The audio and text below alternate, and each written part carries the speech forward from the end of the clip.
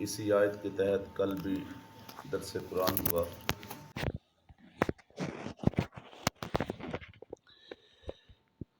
کہ اللہ رب العالمین نے اپنی شان الوہیت، شان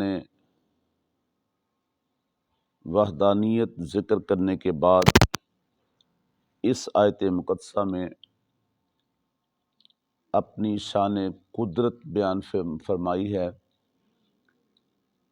اپنی قدرت کے شاہکار اس کائنات کے سامنے رکھے، اور اس آیت کے آخر میں فرمایا لآیات لقوم یعقلون، عقل مند قوم کے لیے اس میں نشانیاں ہیں، جو ذی شعور ہے، سمجھ رکھنے والی قوم ہے، اس کے لیے یہ ساری نشانیاں ہیں، کیونکہ وہ تو جس کو بھی دیکھے گا اس کے اندر اپنے رب کی قدرت کو دیکھے گا۔ جیسے کہ کل ہماری بات ہوئی ان فی خلق السماوات والارض، کہ آسمان اور زمین کی تخلیق میں ذرا غور کریں تو تمہیں سمجھ میں آ جائے گا کہ جو رب بغیر ستونوں کے اتنے بڑے آسمان کو کھڑا کر سکتا ہے، وہ اس کائنات کو چلا بھی سکتا ہے۔ چونکہ کفار کا اعتراض کیا آیا تھا کہ اتنی بڑی کائنات اور ایک رب اس کو چلانے والا ہو، ایک الہ اس کو چلانے والا ہو، یہ کیسے ہو سکتا ہے؟ تو اس کے جواب میں اللہ رب العالمین نے یہ آیت نازل فرمائی کہ اتنے بڑے آسمان کو دیکھ لو یا اتنی بڑی زمین کو دیکھ لو، تمہیں رب کی قدرت سمجھ آ جائے گی۔ اس کے بعد فرمایا واختلاف اللیل والنہار، رات اور دن کا اختلاف دیکھ لو۔ اس اختلاف سے مراد یہ نہیں کہ آپس میں ٹکراؤ ہے، جیسے ہمارے یہاں ہوتا ہے فلاں سے مخالفت ہے، اختلاف ہے، نہیں، اس کا معنی ہے کہ رات اور دن کا بدلنا۔ اب نماز فجر ہو چکی ہے، 7 بجے سورج طلوع ہو جائے گا، دن کا آغاز ہو جائے گا۔ سوال یہ ہے کہ دن کا آغاز ہوگا، پھر آگے روشنی بڑھتی جائے گی، دن کا اجالا آ جائے گا، دھوپ آ جائے گی، رات کدھر ہے؟ پھر سارا دن جب گزرے گا، سورج غروب ہوگا، پھر اندھیرا چھا جائے گا، رات آ جائے گی، دن کہاں ہے؟ دیکھیں نا ہمارے آس پاس، ذرا غور کریں جو بات میں سمجھانا چاہ رہا ہوں۔ جن گھروں میں ہم رہ رہے ہیں، جن بازاروں سے گزرتے ہیں، جس دکان پہ بیٹھتے ہیں، یہ بدستور وہی گھر کھڑا ہے، وہی دکان کھڑی ہے، وہی بازار کھڑا ہے۔ اسی گھر میں یہ 7 بجے سے لے کر شام 5 بجے تک، یا کم و بیش منٹ ہیں اوپر، یہ روشنی روشنی ہے، اجالا ہی اجالا ہے، دن ہی دن ہے۔ یہ گھر اسی طرح کھڑا تھا کہ اندھیرا چھا گیا، یہ گھر اسی طرح کھڑا ہے کہ دن آ گیا۔ سوال یہ ہے کہ رات آئی تو پھر دن کدھر گیا؟ کوئی کسی نے دیکھا کہ یہ سمیٹا جا رہا ہے، کسی نے دیکھا کہ یہ لپیٹا جا رہا ہے، لپیٹ کے ایک جانب رکھ دیا؟ بھائی میرے، آسمان کی فضا اسی طرح کھڑی ہے، لیکن دن آیا تو رات گئی، رات آئی تو دن گیا۔ اچھا، پھر اس سے اگلی بات بھی ہے، یہ سردیوں کی راتیں ہیں، اب دن چھوٹے ہیں، اور جب گرمی آئے گی تو پھر رات چھوٹی ہے، دن بڑا ہے۔ ایک تو ہے نا کہ اس طرح رول ہونا کہ جناب دن گیا رات آ گئی، رات گئی دن آ گیا، ایک تو یہ ہے نا، اور ایک اس ہو سکتا ہے کسی کے ذہن میں آ جائے کہ بس یہ ایک قانون تھا، اسی طرح یہ چل رہا ہے۔ لیکن وہ اپنی قدرت کا اس سے اگلا شاہکار بھی دکھاتا ہے کہ تمہارے ذہن میں صرف یہ قانون یا یہ کوئی قانون یا رول ہی نہ آ جائے کہ بس یہ ایسا ہونا ہی ہے کہ دن گئی رات آ گیا، رات گئی دن آ گیا۔ پھر وہ اپنی قدرت کا یہ بھی شاہکار دکھاتا ہے کہ اب دن اتنا ہے، رات اتنی ہے۔ سمجھے اس بات کو؟ پھر گرمی آئی، پھر یہ دن پھیلتا گیا، رات سمٹتی گئی۔ ٹھیک ہے نا؟ یہ کس نے حکم دیا کہ رات اب پھیل جا، دن اب سمٹ جا؟ جب اگلا موسم آیا تو دن اب پھیل جا، رات سمٹ جا۔ اللہ تیری قدرت کے کیا کہنے، یہ بدل بھی رہا ہے، اور کبھی دن اپنا ٹائم رات کو دے رہا ہے، کبھی رات اپنا ٹائم دن کو دے رہی ہے۔ اللہ اکبر۔ اچھا، پھر اس سے اگلی بات بھی، ہمارا 5 بجے کا ٹائم کم و بیش، لیکن سعودیہ کے اندر 7 بجے ہمارے ٹائم کے مطابق، سعودیہ کے اندر 2 گھنٹے پیچھے۔ ہماری مغرب کی نماز ہو رہی ہے تو ادھر عصر کی ہو رہی ہوتی، ایسے ہی ہے نا؟ کئی ممالک ایسے ہیں کہ جہاں پہ ہمارے پاس رات ہے تو ادھر دن ہے۔ آسمان تو وہاں پہ وہی ہے، زمین بھی وہی ہے، کوئی زمین الگ نہیں، کوئی آسمان الگ نہیں، لیکن یہاں رات ہے تو وہاں دن ہے، وہاں دن ہے تو یہاں رات ہے۔ اچھا، کچھ ممالک ایسے بھی ہیں، کچھ علاقے ایسے بھی ہیں جہاں کئی مہینوں تک رات رہتی ہے، کئی مہینوں تک دن رہتا ہے۔ ذرا سوچے تو صحیح، صرف دن اور رات کے اگر اختلاف کو دیکھ لیں، یا اس کی تبدیلی کو دیکھ لیں، یا اس کے جانے آنے کو دیکھ لیں، میں کہتا ہوں صرف دن اور رات میں ہی غور کر لیں تو بات سمجھ آ جائے گی کہ ان سب کے اوپر ہے کوئی ان کو چلا رہا ہے۔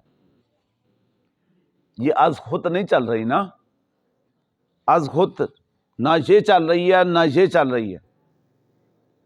یہ اس طرح بھی کبھی گھٹ رہی ہے، کبھی بڑھ رہی ہے، کبھی اس طرح بھی گھٹ رہی ہے، بڑھ رہی ہے، کہیں دن کہیں رات، کہیں فجر کا ٹائم، کہیں عشاء کا ٹائم، کہیں مغرب کا ٹائم، کہیں عصر کا ٹائم۔ اللہ اکبر۔ اگر بندہ صرف دن اور رات کے بدلنے کو دیکھ لے نا، اسی میں غور کر لے تو بات سمجھ آ جائے گی کہ یہ میرے رب کی قدرت کا شاہکار ہے۔ واختلاف اللیل والنہار، رات اور دن کے اختلاف کو دیکھ لیں۔ تیسری نشانی اس میں ذکر فرمائی، 8 نشانی اس آیت کے اندر ہیں۔ پہلے کون سی تھی؟ خلق السماوات والارض، آسمان و زمین کی تخلیق میں غور کر لیں۔ دوسری کیا ہے؟ واختلاف اللیل والنہار، رات اور دن کے بدلنے کو دیکھ لیں۔ تیسرا ہے والفلک التی تجری فی البحر، اور کشتیوں کا چلنا سمندروں میں۔ ایک کشتی کے اندر منو وزن رکھ کے پھر پانی کے اوپر جا رہی ہے۔ میں نے اپنی آنکھوں سے دیکھا ہے، کئی مرتبہ اتفاق ہوا دریا گزرنے کا، تو بڑی کشتیاں کوئی چھوٹی کوئی بڑی ہوتی ہیں، تو ایک کشتی میں نے دیکھا کہ اس کے اندر انہوں نے ٹریکٹر لوڈ کر لیا، کوئی جانور لوڈ کر لیے، کوئی لوگ بیٹھے ہیں بھر کے جناب ادھر سے ادھر، گاڑیاں گزارتے۔ ذرا غور کریں، پانی کی سطح پہ آپ ایک کیل رکھیں، چھوٹا سا کیل، تو وہ ڈوب جائے گا۔ اور کشتی اتنی بڑی،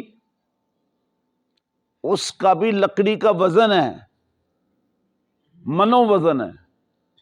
وہ حضرت نوح علیہ السلام جو موجد ہیں کشتی بنانے کے، جب اللہ کا حکم ہوا اور وہ قوم پکڑ میں آنے لگی تو حضرت نوح علیہ السلام کو حکم ہوا کہ کشتی تیار کریں. سب سے پہلی کشتی حضرت نوح علیہ السلام نے بنائی. اچھا کمال ہے کہ وہ ایک اونچے پہاڑ پہ جا کے وہ بنانے لگ گئے.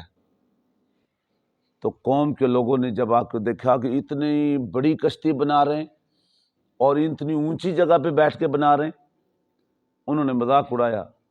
انہوں نے کہا آپ کے اوپر ہمیں اعتراض تو پہلے بھی بڑے ہیں، پر یہ کیا کر رہے ہیں؟ کہا میں کشتی بنا رہا ہوں، اللہ کا حکم ہے. تو مسخروں نے مذاق اڑایا. انہوں نے کہا اتنی بڑی کشتی بنا رہے ہو، یہ اٹھا کے لے جائے گا کون پانی تک؟ یہ کیسے لے جاؤ گے؟ یہ تو لے جا ہی نہیں سکتے. تو حضرت نوح علیہ السلام نے کہا اگر یہ پانی تک نہیں جا سکتی تو بات ٹھیک ہے کہ یہ نہیں جا سکتی تو نہ جائے، پانی تو یہاں تک آ سکتا ہے. اور پھر چشم قدرت نے وہ دیکھا، چشم فلک نے دیکھا، اس قوم نے دیکھا کہ جس کشتی کو دیکھ کے وہ مذاق اڑا رہے تھے کہ اتنی بڑی کشتی بنا رہے ہو، یہ پانی تک لے جائے گا کون؟ آپ نے کہا پانی تک یہ نہیں جا سکتی تو کیا ہوا؟ پانی تو یہاں تک آ سکتا ہے.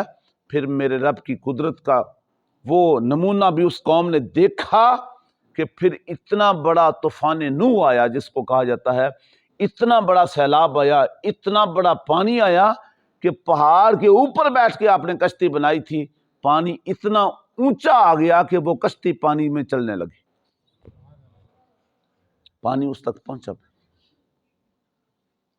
سوال یہ ہے کہ ایک کیل کو کس نے حکم دیا کہ تم نے ڈوبنا ہے، اور اتنی بڑی کشتی کو کس نے یہ خاصیت دی کہ تم نے تیرنا ہے؟ اب اس کی جدید شکل آ گئی. یہ جو بحری جہاز ہے وہ کیا ہے؟ آپ کے ملکوں کی تجارت اس میں ہوتی ہے، بڑے بڑے کنٹینر اس میں رکھ کے لائے جاتے. صحیح ہے نا؟ آپ کے ملکوں کی جتنی بڑی تجارت ہے نا، یہ جہازوں کے ذریعے نہیں آتی. ہوائی جہازوں کے اوپر تو تھوڑا بہت آتا ہے، چھوٹی چھوٹی شپمنٹ آتی. بڑی تجارت ملکوں کے درمیان جتنی بھی ہے نا، وہ ساری کی ساری بحری جہازوں پہ آتی. بلکہ اگر چلے جائیں نا پیچھے کوئی 40-50 سال پہلے، وہ ہمارے استاد بتایا کرتے تھے کہ اس وقت تو یہ حاجیوں سے پوچھا جاتا تھا کہ ہاں جی بحری جہاز پہ جانا ہے یا ہوائی جہاز پہ جانا ہے. کتنے لوگ ابھی بھی موجود ہیں جنہوں نے حج کا سفر بحری جہاز کے ذریعے کیا. تو 7 دن میرے استاد بتایا کرتے تھے کہ ہم بحری جہاز پہ گئے تھے اور 7 دن ہمیں لگے تھے ادھر سے وہ مکہ شریف پہنچنے میں. اب تو گھنٹے لگتے ہیں. تو اتنی بڑی تجارت آج بھی جو ہو رہی ہے نا، اس کے اوپر ہزاروں من وزن ہے. بحری جہاز کشتی ہی کی جدید شکل ہے کہ پہلے وہ چپوں کے ساتھ جتنی چل سکتی تھی اتنی کیپیسٹی میں وہ بناتے تھے، اب انجن فٹ کر دیے اور نیچے وہ اسی طرح وہ اس کے اندر فٹ کرتے ہیں کہ اس نے کشتی کی طرح ہی چلنا ہوتا ہے آگے. تو اتنی بڑی کشتیاں کس نے تیر کرنے کی ان کو صلاحیت دی؟ پانی کے اوپر چلنے کی کس نے صلاحیت دی؟ اللہ فرماتا ہے اس کو بھی اگر دیکھ لو گے غور سے تو تمہیں رب کی قدرت سمجھ میں آ جائے گی. وَالْفُلْكِ الَّتِي تَجْرِي فِي الْبَحْرِ بِمَا يَنْفَعُ النَّاسَ، اس میں لوگوں کا نفع ہے، لوگوں کو فائدے کے لیے یہ چلائیے نا. اب ظاہر ہے جنہوں نے دریا کراس کرنا ہے تو لوگوں کا کئی علاقے ایسے ہیں جن کی کچھ برادری ادھر بیٹھی ہے کچھ ادھر بیٹھی ہے، وہ ادھر سے ادھر کشتیوں کے ذریعے آتے ہیں. بڑے لوگ ایسے ہیں، ہر جگہ پہ تو پل نہیں ہے نا، دریا تو لگاتار چل رہا ہے. پھر تجارت اس پہ ہوتی ہے. اور پھر جناب آپ کے لاہور تک کراچی کی مچھلی آتی ہے، میں نے دیکھا ہے. آپ کے لاہور تک جو مچھلی آتی ہے نا، وہ بیشتر مچھلی کراچی سے آتی ہے. تو اس کشتی کے ذریعے اس کو پکڑا جاتا ہے، جال پھینکتے ہیں آگے سے آگے، آگے سے آگے. آئے دن یہ خبریں چلتی ہیں اتنے مچھیرے انڈیا کے پکڑ لیے، اتنے پاکستان کے انہوں نے پکڑ لیے. آپ کے پانی کے اندر ان کشتیوں کے ذریعے لوگوں کا کروڑوں کا بزنس وابستہ ہے، کروڑوں کا بزنس وابستہ ہے. مچھلیوں کے پکڑنے میں، سامان لے جانے لانے میں، لوگوں کو ایک جگہ سے دوسری جگہ پہنچانے میں، تجارت کرنے میں بہت بڑا ذریعہ جو ہے بما ينفع الناس، چونکہ قرآن کے لفظ ہیں تمہارے نفع کے لیے، لوگوں کے فائدے کے لیے یہ کشتیاں ہم نے دریا میں چلائیں، سمندر میں چلائیں. والفلک التی تجری فی البحر بما ينفع الناس. آگے فرمائے بما انزل، کتنے نشانیاں ہو گئیں؟ 1 2 3. چوتھی نشانی ہے بما انزل اللہ من السماء من ماء، اور جو نازل کیا ہم نے آسمان سے پانی. اچھا، سائنسدان ابھی تک اس گمن گہری میں پڑے ہوئے ہیں. وہ کہتے ہیں جی وہ تپش آتی ہے، پھر بخارات اٹھتے ہیں، پھر اوپر جاتا ہے پانی، پھر اوپر سے برستا ہے. میں نے کہا چلو جی، گرمیوں کے اندر تو بخارات اوپر اٹھ گئے، تو سردیوں میں آپ نے بارشیں نہیں دیکھی؟ سردیوں میں بارشیں نہیں ہوتی. پھر کہیں کہیں اللہ معاف کرے جو اولے پڑتے ہیں، او بھائی یہ کس نے اوپر جا کے اکٹھے کیے؟ اسی چکر میں ابھی پڑے ہوئے ہیں، اسی گمن گہری میں پڑے ہوئے ہیں کہ جناب یہ بخارات چل رہے ہیں، آ رہے ہیں. اب مجھے بتائیں، آپ نے شاید یہ سون کے مہینے میں یہ دیکھا ہو، ایک ہی جگہ پہ کھڑے ہیں، ادھر بارش ہو رہی ہے، ادھر خشک ہے. اب بخارات ادھر آ گئے تو ادھر کیوں نہیں آئے بھائی؟ وہ جگہ تو ایک ہی ہے. میں کہتا ہوں نہیں نہیں نہیں نہیں، آپ رب کی قدرتوں کو کہاں تک جاننے کی کوشش کریں گے؟ یہ بخارات کے چکر سے باہر نکل آئیں، بس جو میرے رب کہتا ہے وہی ہوتا ہے، جو میرے رب کی قدرت چاہتی ہے وہی ہوتی ہے. وما انزل اللہ من السماء من ماء، جب وہ چاہتا ہے نا، دیکھیں نا آپ کے ہاں وہ مواصلات والے ہیں، وہ موسمیات والے ہیں، وہ اتنا تو بتا دیتے ہیں جی فلاں دن اندھیری آئے گی، فلاں دن طوفان آئے گا، فلاں دن بارش ہوگی، فلاں دن چاند گرہن ہوگا، فلاں دن سورج گرہن ہوگا، بادل ہوں گے، فلاں فلاں. وہ یہ کبھی کبھی بارشوں کا بہت زیادہ سپیل ہوتا ہے، بہت زیادہ بارشیں آ رہی ہوتی ہیں، اور نیچے اس بارشوں کی وجہ سے لوگوں کے نقصان ہو رہے ہوتے ہیں، مطلب بطور اس وقت زحمت کا وہ انداز اختیار کر چکی ہوتی. تو آپ کی موسمیات والے اتنا تو بتا دیتے ہیں کہ جناب فلاں دن بارش آئے گی، لیکن پتہ ہونے کے باوجود کہ اس وقت کی بارش الٹا نقصان دہ ہے، اسے روک نہیں سکتے. دنیا کی کوئی ٹیکنالوجی، کوئی سائنس ایسی نہیں آ سکی جو اس کی قدرت کے مقابلے میں کوئی اپنا اثر دکھا سکے. وہ یہ تو کہہ سکتے ہیں فلاں دن ایسے ہوگا، لیکن اس کو بدل نہیں سکتی. بات سمجھ میں آ گئی کہ یہ میرے رب کی قدرت ہے جس کو روکا نہیں جا سکتا. اس وقت شدید بارش کی ضرورت ہے، لائے نا کوئی ٹیکنالوجی جو بخارات اوپر لے جائے، لائے نا جناب کوئی ایسی سائنس جو بارش برسائے. بے بس ہیں، بے بس ہیں. سب کچھ ہونے کے باوجود اس کی قدرت کے مقابلے میں انسان بے بس ہے. دیکھیں نا، آنکھ آپ اپنی مرضی سے کھول لیتے ہیں، اپنی مرضی سے بند کر لیتے ہیں. اب میں دیکھنا چاہتا ہوں، اب میں نہیں دیکھنا چاہتا، اختیار ہے نا. لیکن اگر کوئی شخص کہے کہ جی میں اس آنکھ سے سننے کا بھی کام لینا چاہتا ہوں، کر سکتا ہے. اس آنکھ سے میں بولنے کا کام بھی لینا چاہتا ہوں، کر سکتا ہے. زبان آپ چاہیں بند کر لیں، چاہیں بولنا شروع کر دیں، چاہیں اچھا بولیں چاہیں برا بولیں، چاہیں میٹھی بات کریں چاہیں کڑوی بات کریں، جو کچھ مرضی کریں. لیکن اگر آپ اس اختیار کے باوجود کہیں کہ جی میں زبان سے دیکھنا چاہتا ہوں، زبان سے میں بولنا چاہتا ہوں، زبان سے میں سننا چاہتا ہوں، زبان سے میں سونگھنا چاہتا ہوں،